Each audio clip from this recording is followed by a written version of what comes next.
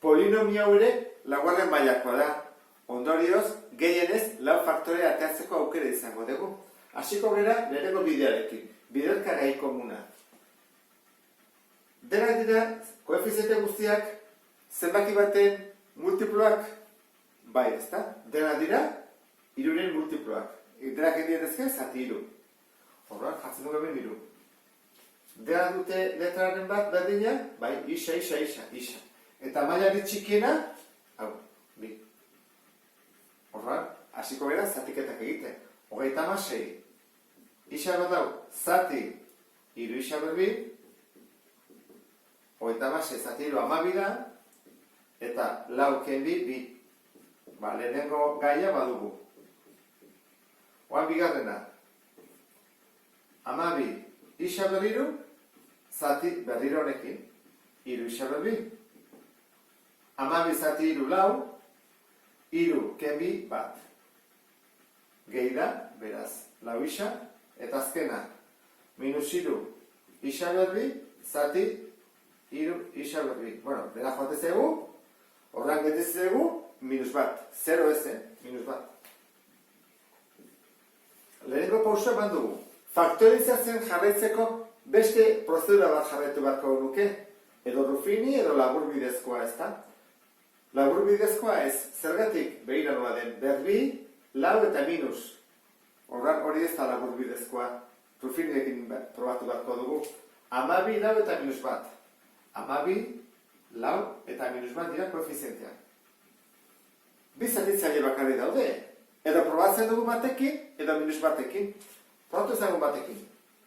12 jesten dut, bat bider 12, 12 gehi lau 16, hau 16 da 15. Ez. Batekin ez. Goazen probatzea, minus batekin. Ea ze gertatzen den. 12. Minus bat bider 12, minus 12. Hau da, minus 8. Bidotuz, atatzen da 8, zazpi. Edez. Probatu dugu batekin, eta probatu dugu minus batekin. Eta Ruffinirekin ezin dugu egin. Ruffiniren erreglaekin ez dugu lortzen erroa aurkitzea. Zeroa lortzea. Eta laburbidezko formulekin ere ez da. Horran, hau bakarrik egiten zego, bigarren mailako ekuazioen formularekin. Hoi da azkenekoa egiten duguna, talan gehiena ematen duena. Horra hasiko gara. A, 12. B, lau. C, minus bat. Formula jarriko dugu orduan. Isa berdin, minus B, minus lau. Gehiken, lau bider lau, 16, ken lau, A, 12 dela, C, minus bat dela. Zati, bi bider, 12. Jarretuko dugu, minus lau, gehiken, lau bider 12, 48. Eta minus bider minus plus, hau da, plus 48. Horran da, 16 gehi 48. Zati, bi bider 12, 24. Jarraituko dugu. 48 eta 16, 74.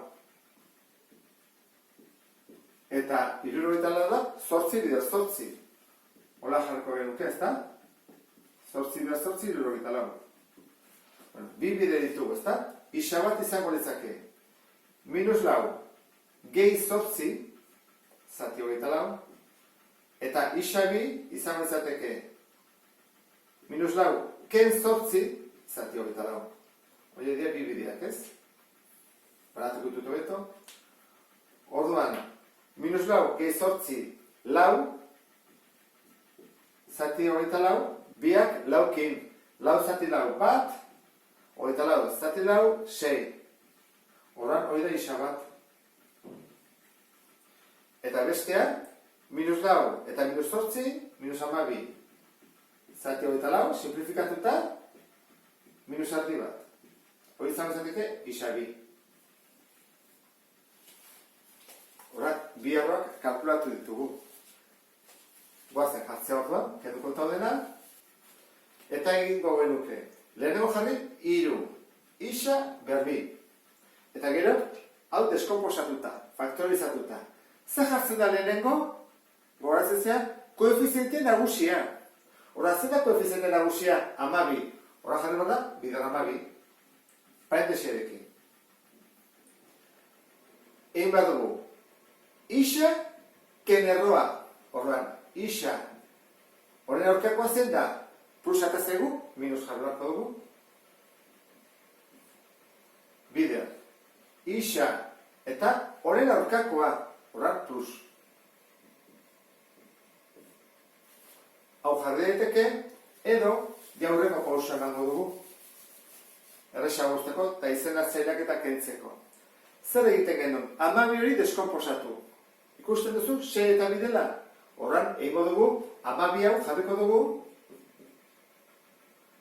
6 bider bi.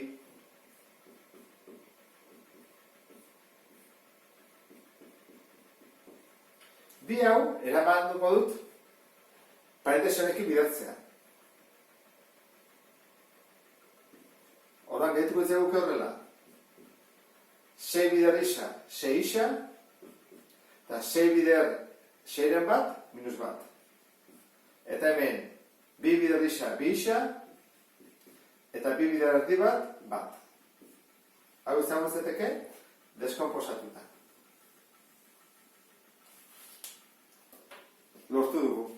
Hasieran gendun polinomio, eta bukaeran beste. Eta horrekin amaitzen dut, beste bat arte, agur?